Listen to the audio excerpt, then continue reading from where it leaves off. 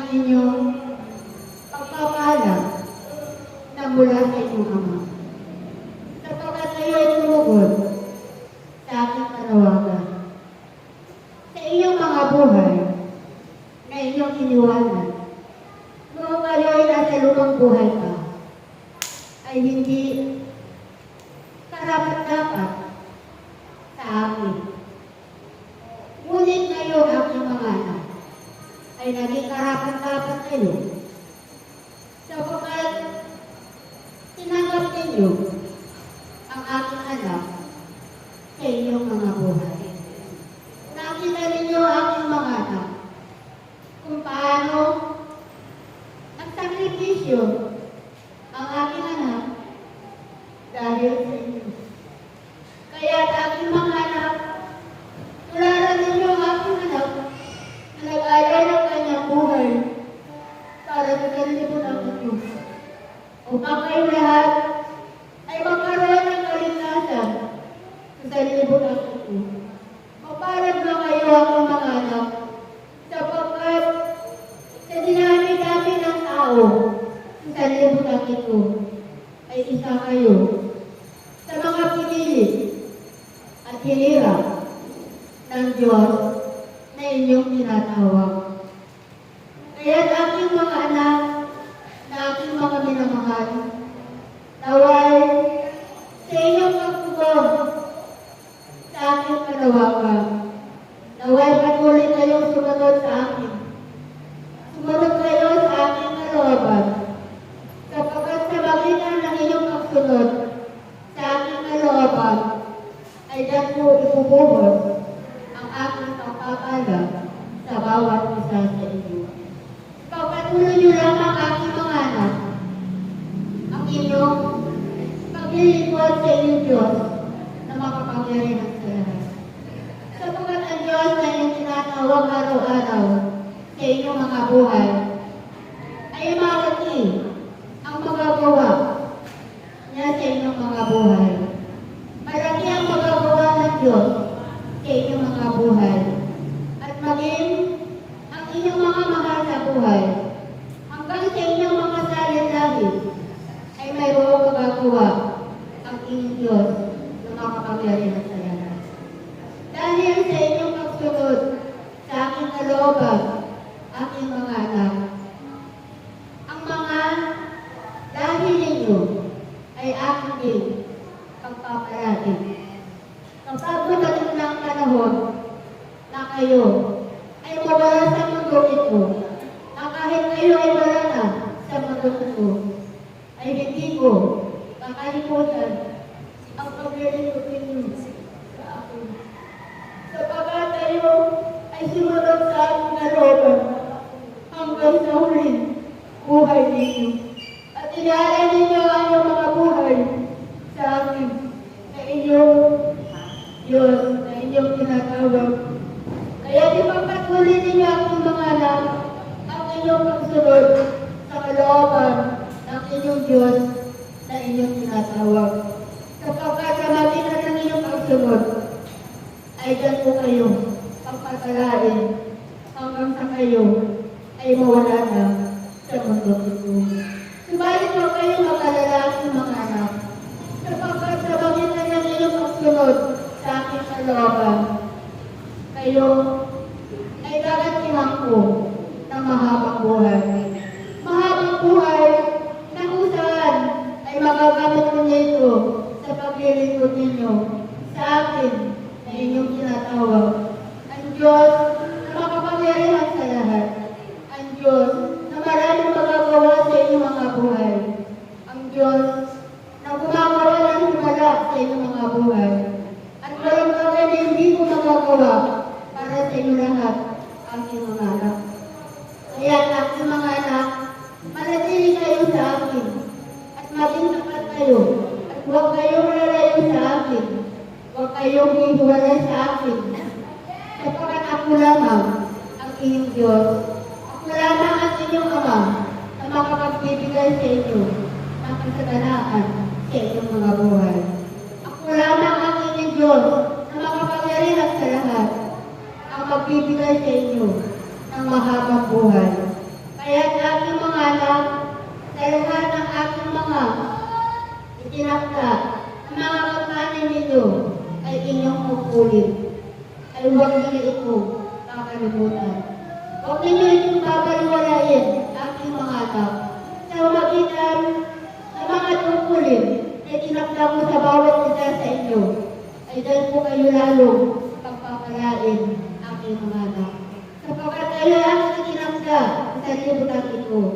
Kayo ay aking tinawag sa libutan ito upang siya magpapatuloy ng misyon ng aking anak. Kaya kapalit kayo ang aking mga anak sa magitan ng inyong pagsunod sa akin.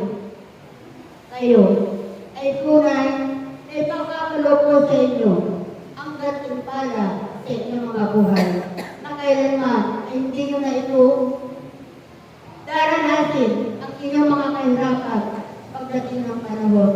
Kaya sa aking mga anak, ipagpatuloy ninyo ang inyong paglilingkod. Ipagpatuloy ninyo ang inyong pagsunod. At nawa ay maging tapat kayo sa akin bilang inyong ama na inyong tinatawag araw-araw. Salamat sa inyo ang mga anak, sa inyong kapalito sa araw na ito.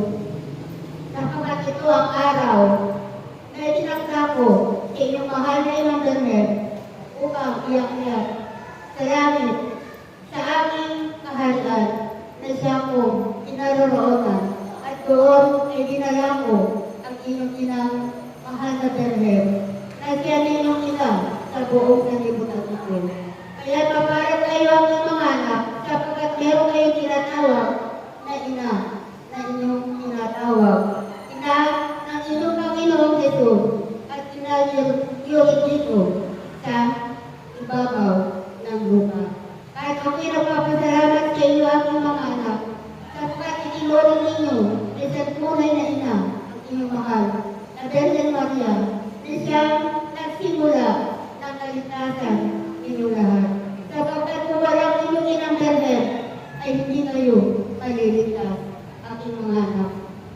Sapagkat siya ang inyong ina nag-alay ng kanyang buhay para sa libutan ito upang kayo lahat ay magkaroon ng kaligtasan.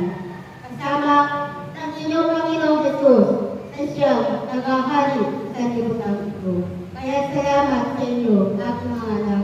Salamat at sa muli natin pagtitipan. Sumainyo ang aking pag-ibig. Tanggapin ninyo ang aking pag-ibig at kapayapaan, aking mga anak. Naway lagi kayo mag-alisa. Naway lagi kayo magtulungan. Naway lagi kayo magmalasakitan. Aking mga anak, sapagkat yan ang aking kalooban. Salamat, aking mga anak. Salamat. Praise God.